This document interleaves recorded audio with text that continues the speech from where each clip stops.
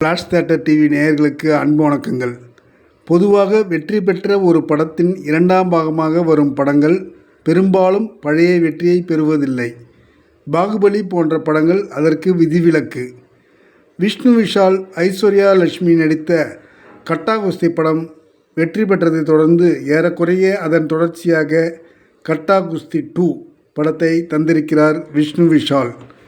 முதல் பாகத்தில் பாலக்காட்டை சேர்ந்த மனைவி ஐஸ்வர்யா லட்சுமி ஒரு குஸ்தி வீராங்கனை என்பது தெரியாமல் கல்யாணம் செய்து கொள்ளும் கோயம்புத்தூரை சேர்ந்த படிக்காத இளைஞன் விஷ்ணு விஷால். அதில் வரும் சில பிரச்சனைகள் அந்த படம்.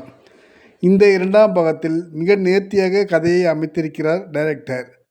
மனைவி ஐஸ்வர்யா லட்சுமிக்கு குஸ்தி போட்டிக்கான பயிற்சியை கைடு செய்து அவருக்கு ஊக்கம் கொடுக்கும் ஹவுஸ் ஹஸ்பண்டாக இருக்கிறார் விஷ்ணு விஷால்.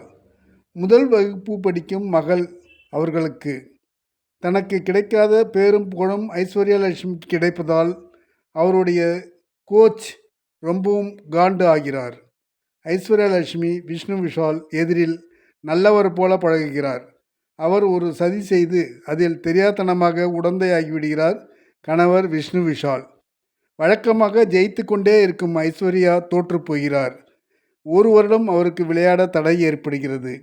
கணவர் மீது சந்தேகம் கொண்டு அவரை விட்டு பிரிந்து அம்மா வீட்டுக்கு போகிறார். அப்பா கஜராஜ், அம்மா ஸ்ரீஜா ரவி தங்கையுடன் அங்கே இருந்து விடுகிறார். குழந்தை விஷ்ணு விஷாலுடன் அட்டாச்மெண்ட்டாக இருக்கிறது. தனது சித்தப்பா தூண்டுதலில் கணவனுக்கு விவாகரத்து நோட்டீஸ் அனுப்புகிறார் ஐஸ்வர்யா லட்சுமி. கேஸ் கோர்ட்டுக்கு வருகிறது.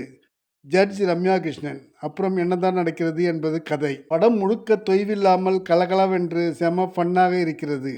எந்த கேரக்டருமே வீணடிக்கப்படாமல் படத்தின் கதையில் முக்கிய பங்கு வகிக்கின்றனர்.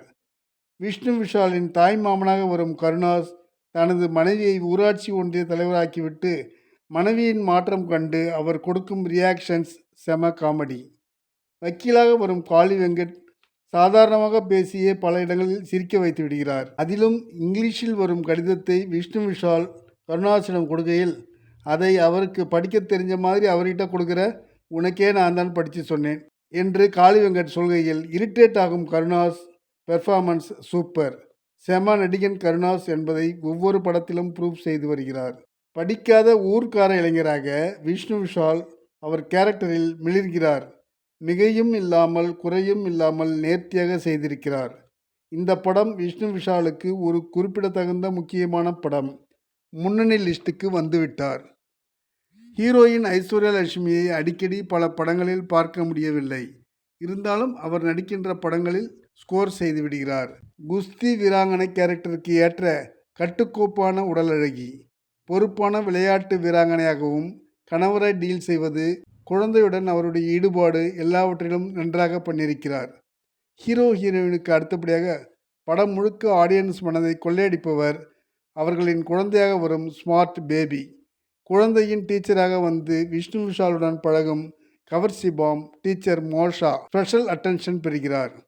கில்லி படத்தில் வரும் அப்படி போடு பாடல் அந்த படத்தில் வந்ததை விட இதில் விஷ்ணு விஷால், மோஷா, குழந்தை அதிரடி ஆட்டத்தில் ரொம்பவே ரசிக்க வைக்கிறது.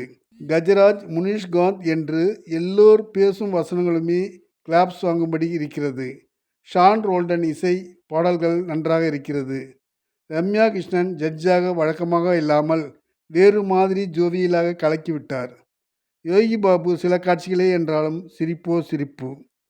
பாக்யராஜ் பாண்டியராஜன் பாணியை கலந்தடித்து இந்த படத்தை ரொம்பவும் ரசிக்கும்படி கொடுத்துவிட்டார் டைரக்டர் செல்லா ஐயாவு. படம் முழுக்க என்டர்டெயின்மெண்ட்டுடன் வைத்திருப்பது சாதாரண விஷயம் இல்லை. இந்த மாதிரி கதைகளை தேர்வு செய்து நடித்தால் விஷ்ணு விஷால் ஓய்வே இல்லாமல் பிஸியாக நடித்து கொண்டே இருக்கலாம். நன்றி, வணக்கம். எல்லாருக்கும் வணக்கம். நான் தான் Manasvi.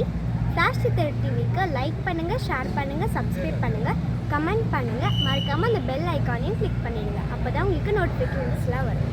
Thank you all. Bye bye.